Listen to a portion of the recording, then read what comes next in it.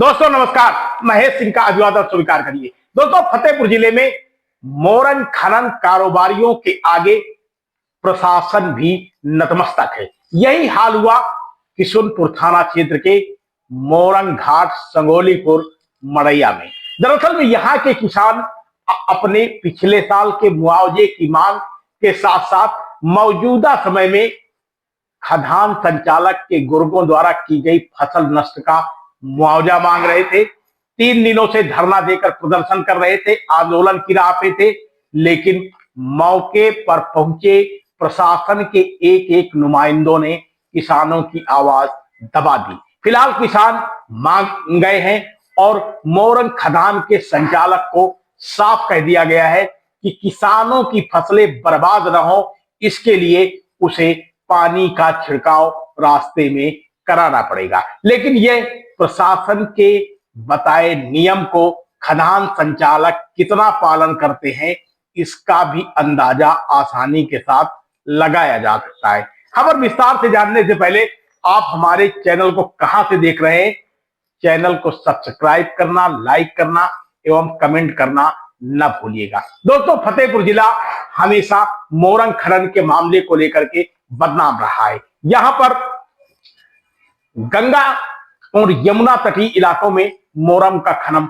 होता है। खास तौर पर यमुना तटीय इलाकों में जो मोरंग का खनन होता है, यहां से लोग करोड़ों रुपए कमा कर ले जाते हैं और राजस्व का भी भारी पैमाने पर नुकसान करते हैं, चाहे वो ओवरलोडिंग ट्रकों का मामला हो या फिर मौके पर मोरंग के खदान का हो। मोरंग के खदान का बाकायदा 1 घन मीटर का क्षेत्रफल निर्धारित किया जाता है, लेकिन मानक के विपरीत एनजीटी के नियमों को ताक में रखकर यहां पर मोरंग के खदान के संचालक अपनी मनमर्जी करते आए हैं। सरकारी तंत्र भी इनका साथ इसलिए देता है क्योंकि यहां से एक मोटी रकम का राजस्व सरकार के पास पहुंचता है। लेकिन इस सब के बावजूद भी क्या वास्तव में मानकों के अनुसार मोरंग का खदान किया जाता है, इस पर तमाम सवाल खड़े हो जाते हैं।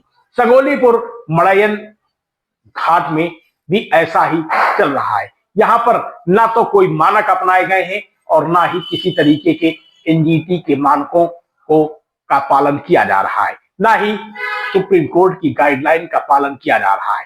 सीधे तौर पर रास्ता बना करके, वो भी किसानों की जमीन से रास्ता बना करके, वहां पर खदान संचालक के गुर्गों ने बाकायदा खदान की शुरुआत करा दी। दरअसल में इस खदान संचालक के जो अगुआ है वो एक सिंह साहब है।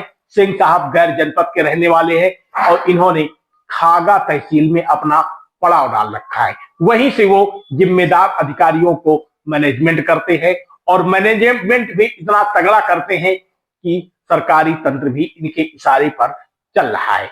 स्थानीय स्तर पर भी तमाम लोगों को इन्होंने अपने लिए बना रखा है और बाकायदा इनके इशारे पर ही काम वहां पर हो रहा है।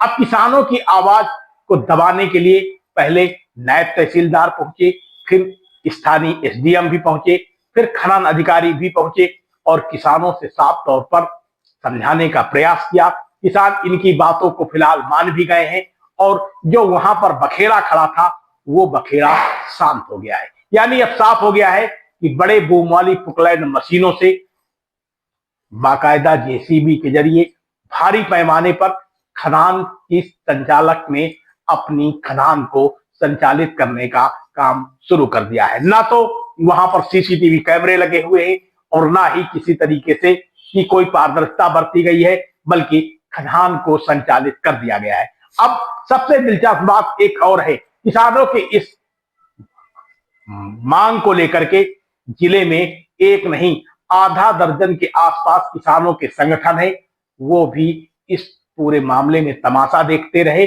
और कहीं पर भी किसानों की आवाज उठाने के लिए आगे नहीं आए। बस केवल मीडिया में छाए रखने के लिए उनकी बयानबाजी होती है और यही बयानबाजी की वजह है कि शायद अब किसान संगठनों का पहले जैसे का दबदबा पूरे तरीके से समाप्त होता जा रहा है। क्या वास्तव में इस क्षेत्र के किसानों को न्याय मिल पाएगा, इस पर तमाम सवाल खड़े हो जाते हैं। फिलहाल खदान कारोबारियों का कार्य युद्ध स्तर पर शुरू हो गया है। बने रहिए शपथ समाचार में, हम इस खबर पे लगातार आपको अपडेट देते रहेंगे।